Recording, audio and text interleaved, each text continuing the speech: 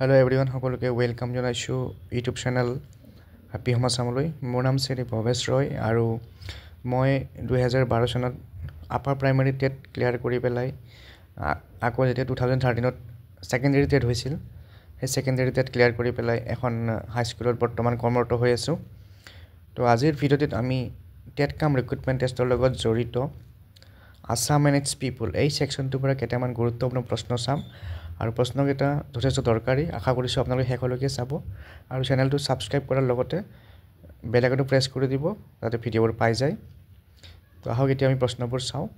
Number 1ত আছে which of the following public sector companies responsible for operation and maintenance of existing power generation plants in Assam. 1 number কুৱেশ্যনটোত আছে যে তলৰ কোনটো কোম্পানীয়ে আমাৰ অসমত যে পাৱাৰ ষ্টেচনবিলাক আছে অৰ্থাৎ পাৱাৰ প্লেণ্টবিলাক আছে য'ত বিদ্যুৎ উৎপাদন কৰা হয় সেইবোৰ কোনে চোৱাচিতা কৰে? অপশ্যন আছে APGCL, APDCL, AEGCL, ASEB আৰু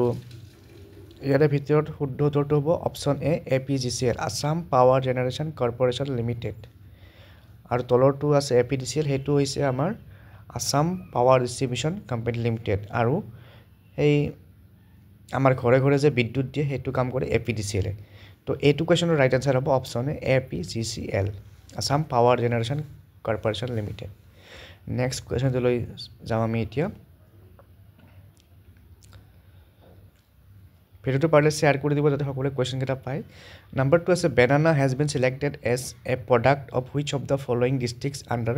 one district one product scheme under ministry of food processing industries. Bharat চৰকাৰৰ মিনিষ্ট্ৰী অফ ফুড প্ৰচেছিং ইণ্ডাষ্ট্ৰীয়ে আমাৰ ভাৰতৰ বিভিন্ন জিলাৰ বাবে এটা প্ৰডাক্ট নিৰ্ধাৰণ কৰি দিছে আৰু সেই প্ৰডাক্টটো তাত সেই ডিষ্ট্ৰিক্টখনৰ এটা স্পেচিফিক প্ৰডাক্ট বুলি পেলাই চিলেকশ্যন কৰি দিয়া হৈছে। তো বেনানাটো আমাৰ অসমৰ এখন জিলাত চিলেকশ্যন হৈছে। এতিয়া অসমৰ কোনখন জিলাত এই বানানাটো চিলেক্ট হৈছে ওৱান ডিষ্ট্ৰিক্ট ওৱান প্ৰডাক্ট স্কিমৰ আণ্ডাৰত? অপশ্যন আছে option A Kamrup metro', option B Kamrup rural, option C Chirang, option D Baksa. আৰু যদি আপোনালোকে এই ওৱান ডিষ্ট্ৰিক্ট ওৱান প্ৰডাক্ট স্কিমৰ বিষয়ে শুনা নাই আপোনালোকে গুগলত এবাৰ চাই ল'ব পাৰিব। ইয়াৰে ভিতৰত শুদ্ধ উত্তৰটো হৈছে option B Kamrup rural. Kamrup ৰুৰেলৰ বাবে বেনানা যিটো আমাৰ ফ্ৰুইটছ আছে সেইটো চিলেক্ট কৰা হৈছে ওৱান ডিষ্ট্ৰিক্ট ওৱান প্ৰডাক্টৰ আণ্ডাৰত। ইয়াতে তলত অপশ্যন বি কামৰূপ ৰুৰেল লিখিছিলোঁ মই, কিন্তু হয়তো ক্লিয়াৰকৈ উঠা নাই। তো অপশ্যন বিটো আপোনালোকে নোট কৰি ল'ব, কামৰূপ ৰুৰেল। নেক্সট বাকীকেইখন ডিষ্ট্ৰিক্টৰো বেলেগ বেলেগ প্ৰডাক্ট নিৰ্বাচিত হৈছে। তাৰ পিছৰ প্ৰশ্নটো আমি চাম।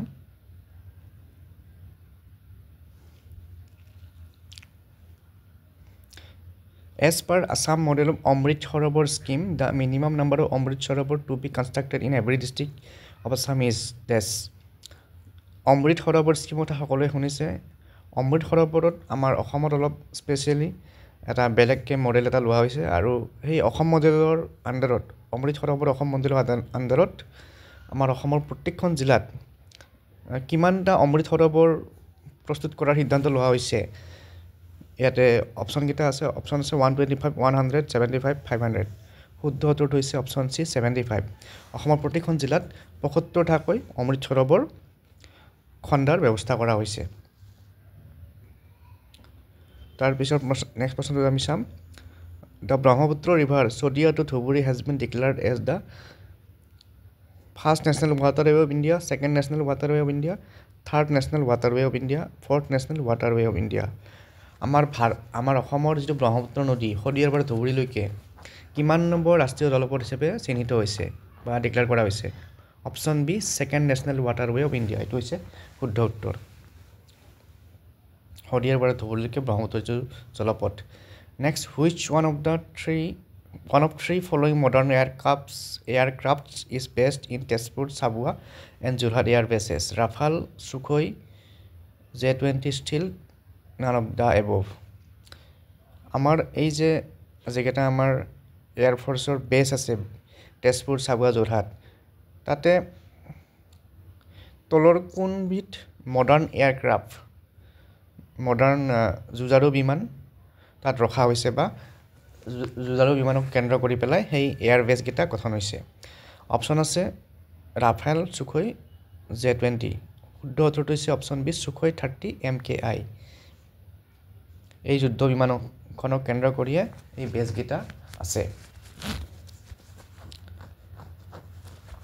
তাৰপিছত আপোনালোকৰ যদি কিবা ডাউটছ থাকে কমেন্ট বক্সত জনাব পাৰিব কাৰণ ইংলিছৰ পৰা আসামিছত ট্ৰান্সলেট কৰোঁতে অলপ খেলিমেলি হৈ যায় next question number 6 a former parliamentarian from Assam authored the book The Red River and the Blue Hills who was the parliamentarian তলৰ এজন প্ৰাক্তন সাংসদে এখন কিতাপ লিখিছিল যাৰ নাম হৈছে the red river and blue hills এই কিতাপখন কোনে লিখিছিল তলৰ কোনজন ব্যক্তিয়ে লিখিছিল সেইটো সুধিছে অপশ্যনছ আছে হেম বৰুৱা দীনেশ চন্দ্ৰ গোস্বামী ৰেণুকা দেৱী বৰকটকী তৰুণ গগৈ আৰু শুদ্ধ উত্তৰটো হৈছে অপশ্যন এ হেম বৰুৱা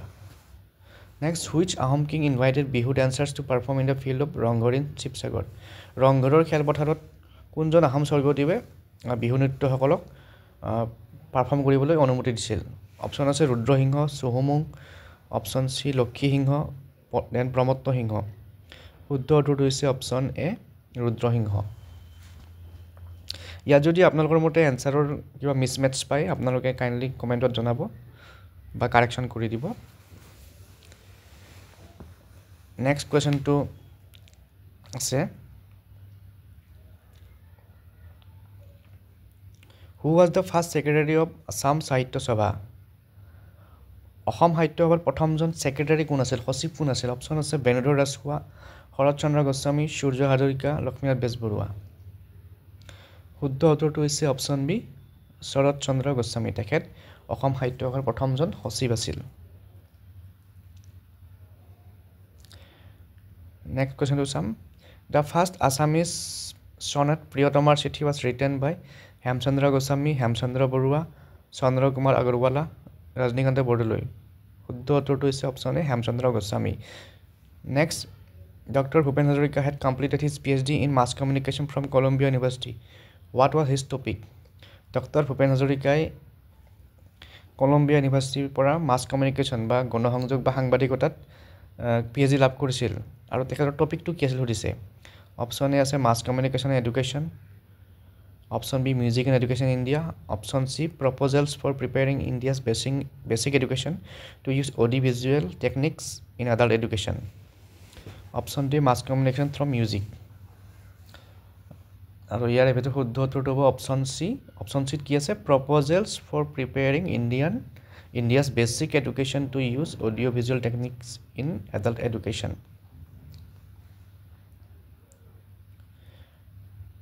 তো অপশ্যন চিটো শুদ্ধ উত্তৰ এইটো মনত ৰাখিব এইটো এটা দীঘল টপিক গতিকে অলপ ভালকৈ ৰিডিং কৰি ল'লে মনত ৰৈ যাব নেক্সট কুৱেশ্যনটো আমি চাম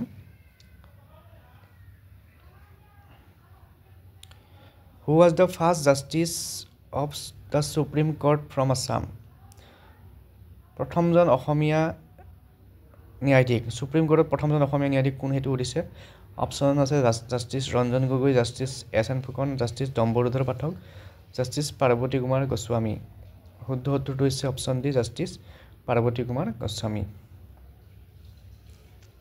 নেক্সট টু চাম the state innovation transformation Aayog SITA has replaced by which of the particular institution in Assam from November 2016 2016 চনত এখন পুৰণা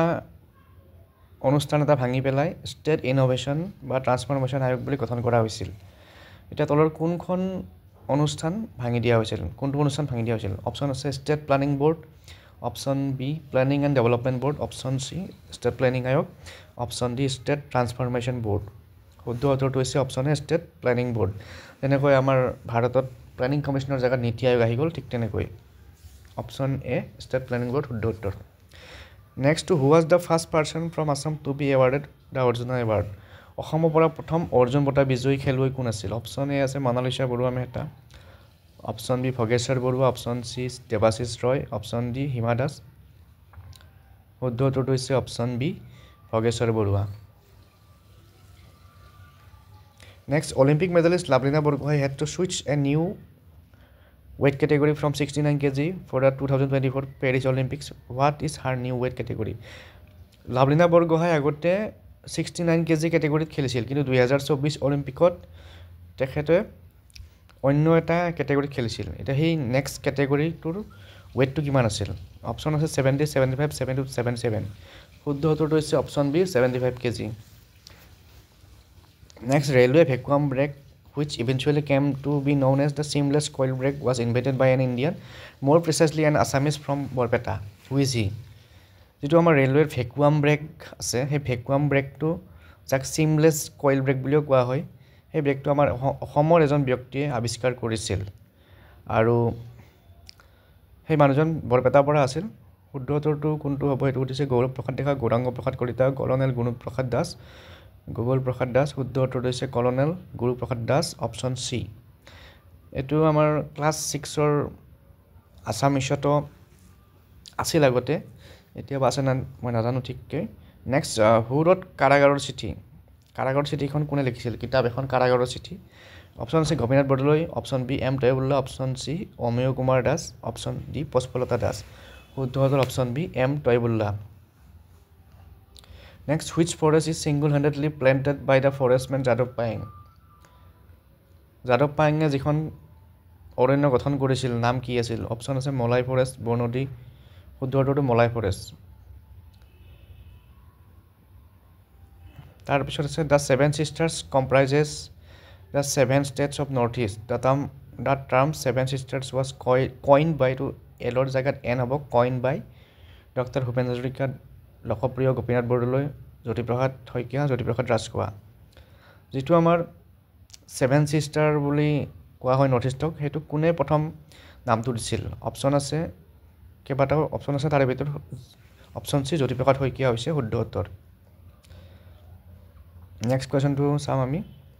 Parvati Barua a lady from Dhubri Assam has been selected for a prestigious Padma Award 2024 Parvati Barua বুলি এগৰাকী মহিলাক 2024 চনত পদ্ম বঁটা দিয়া হৈছে আৰু তেখেত অসমৰ ধুবুৰীৰ হয় যে তেখেতে কি কাৰণত পাইছে প্ৰাইজটো বা যেটো সন্মানটো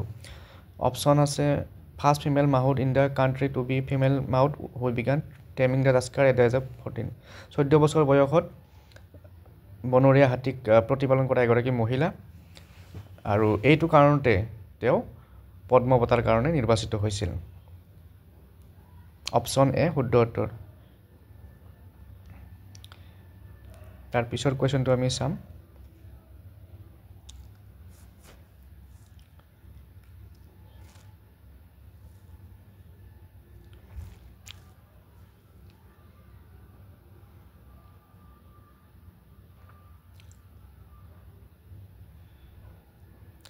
মই যিমান পাৰি ফাষ্ট গৈ আছো কিন্তু তথাপিও যদি আপোনালোকৰ কিবা ৰৈ যায় কমেন্ট বক্সত জনাব বা কোনবাটো কিবা কনফিউজন থাকিলে নেক্সট কোৱেশ্চনটো আমি চাম Which of the following national parks in Assam has boundary with Sonkos River on the west